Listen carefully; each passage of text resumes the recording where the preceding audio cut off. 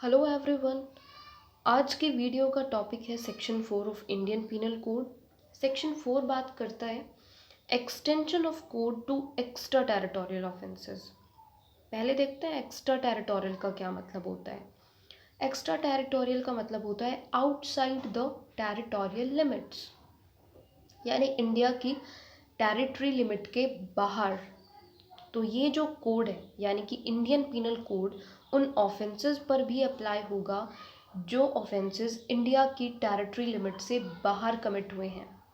ठीक है, ये जो प्रोविजंस हैं इस कोड के, ये उन ऑफेंसेस पर भी अप्लाई होंगे कि अगर कोई भी सिटीज़न इंडिया का किसी भी प्लेस पे बाहर कहीं भी दूसरे देश में कहीं भी इंडियन टेरिटरी से बाहर कोई ऑफेंस कमिट करता है तो भी उस पर आईपीसी के प्रोविजंस अप्लाई होंगे।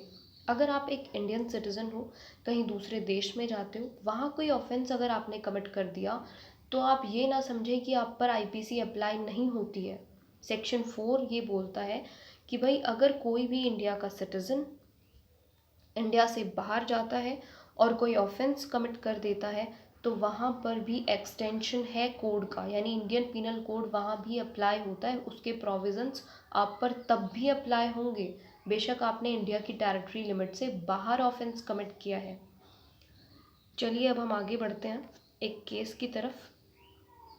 केस है Fatima Bibi Ahmad Patel versus state of Gujarat.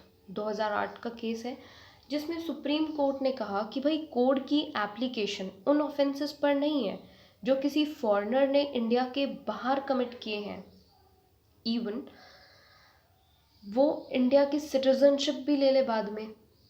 अब आप एग्जांपल लगा के चलिए कि आप एक कैनेडियन सिटीज़न हो, ठीक है, यानी कि आप एक कनाडा के सिटीज़न हो, आपने वहीं पे कोई ऑफेंस कमिट किया था, वहाँ पे आपने ऑफेंस कमिट किया एंड बाद में कभी आप इंडिया में आ गए और यहाँ की सिटीज़नशिप आपने एक्वायर कर ली तो आप पर आईपीसी के प्रोविजंस उस एक्ट के लिए अप्लाई नहीं होंगे। ओके, तो जिस टाइम पे ऑफेंस कमिट हुआ है अगर उस टाइम पे एक्यूज्ड पर्सन इंडिया का सिटीज़न नहीं है तो सेक्शन 4 आईपीसी का और सेक्शन 188 सीआरपीसी का इनकी एप्लीकेशन उस पर्सन पर नहीं होगी। राइट, उसी तरीके से अगर आप एक इंडियन सिटीज़न हो और आपको लग रहा है कि मुझे इंडिया में नहीं रहना, या फिर आप सोच रहे हो कि मेरे को तो यहाँ की सिटीज़नशिप चाहिए ही नहीं, मेरे को तो किसी और कंट्री की चलेगी, ठीक है, तो आप ऐसा सोचकर इंडिया की सिटीज़नशिप छोड़ देते हो और किसी दूसरी कंट्री की सिटीज़नशिप आप एक्वायर कर लेते हो। अब दूसरी कंट्री की सिटीज़नशिप एक्वायर करने के बाद अगर आप कोई ऑफेंस कमिट करते हो तब भी आप पर आईपीसी अप्लाई नहीं होगी। दो केसेस में प्रोविजंस आप पर अप्लाई नहीं हो रहे। पहला तो अगर आपने ऑफेंस कमिट किया और आप इंडियन सिटीज़न हो ही नहीं तो आप पर आईपीसी अप्लाई नहीं होगी। दूसरी चीज़, अगर आप इंडियन सिटीज़न थे और आपने इंडियन सिटीज़नशिप छोड़ दी उसके बाद ऑफेंस कमिट किया है देन भी आप पर आईपीसी के प्रोविजंस अप्लाई नहीं होंगे। ओके, अब हम बढ़ते हैं अपने क्लोज सेकंड की तरफ।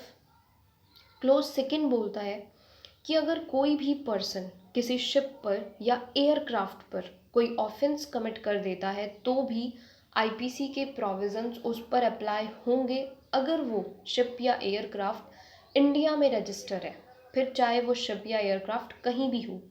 नॉर्मल सा कहने का इतना मतलब है, एग्जाम्पल आप लगाइए कि आपकी एक प्राइवेट शिप है, ठीक है, और वो इंडिया में रजिस्टर है, आपकी शिप पे इंडिया का फ्लैग है।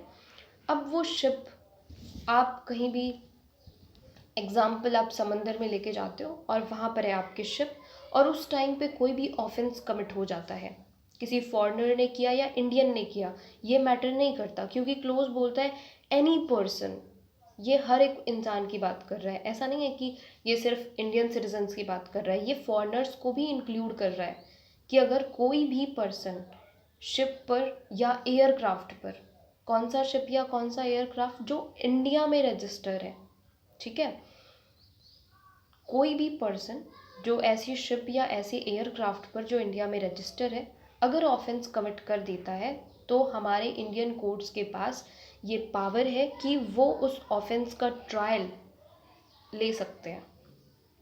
चलिए आगे बढ़ते हैं। एडमिरेटली जुरिडिक्शन। एडमिरेटली जुरिडिक्शन का क्या मतलब होता है? एडमिरेटली जुरिडिक्शन का मतलब होता है कि भाई इसमें पावर दी जाती है कोर्ट्स को कि भाई जो ऑफेंसेस हाई सीज में कमिट हुए हैं आप उनका भी ट्रायल ले सकते हो। हाई सीज यानी जैसे एग्जाम्पल समुद्र वगैरह में, ठीक है। तो जो भी ऑफेंसेस समुद्र वगैरह में हुए हैं एडमिरेटली जुरिडिक्शन उसके साथ डील करती है। चलिए अब हम इसे डिटेल में शुरू करते हैं। जो हमारा क्लोज सेकंड है सेक्शन 4 का, वो एडमिरेटली जुरिडिक्शन देता है इंडियन कोर्ट्स को एंड पावर देता है कि भाई आप उन ऑफेंसेस का ट्रायल ले सकते हो जो किसी शिप या किसी एयरक्राफ्ट पर कमिट हुए हैं। अब देखिए आप, कोई भी शिप है, एग्जाम्पल के लिए कोई भी शिप है, वो जिस कंट्री का फ्लैग उस पर होगा आप तभी तो उसी से एज्यूम करोगे ना वो उस कंट्री से बिलोंग करती है शिप।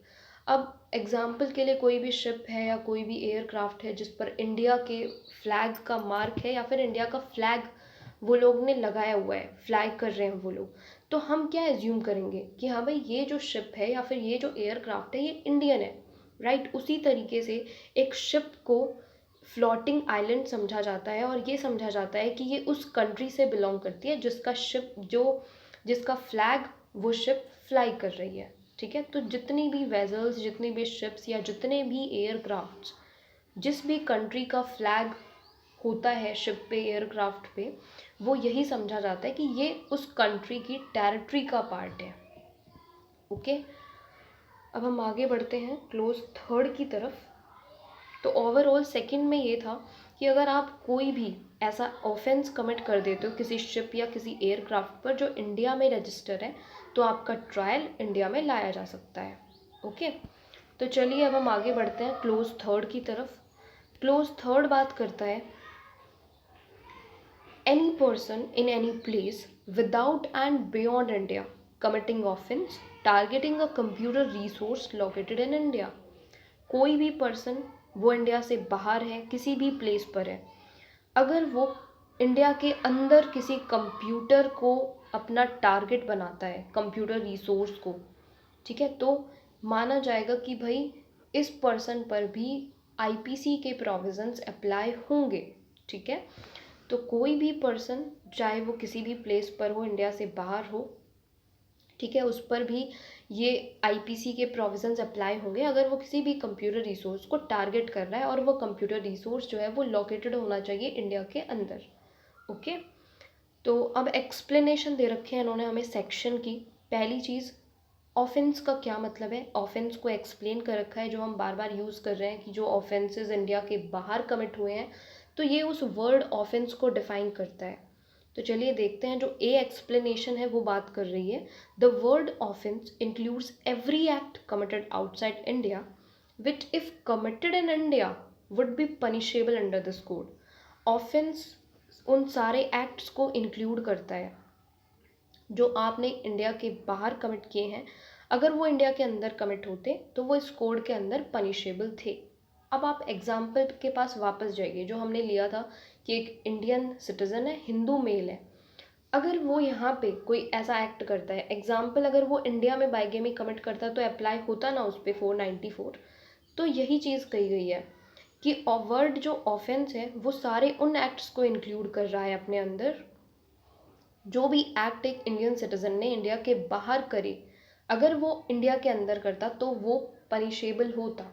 तो उन सारे के सारे एक्ट्स को यहाँ पे इंक्लूड किया गया है। अब बी पॉइंट बात करते हैं कंप्यूटर रिसोर्स की। कंप्यूटर रिसोर्स का जो अगर हम बेयर लैंग्वेज देखें तो उन्होंने बोला है the expression computer resource shall have the meaning assigned to it in clause K of subsection 1 of section 2 of the Information Technology Act 2000।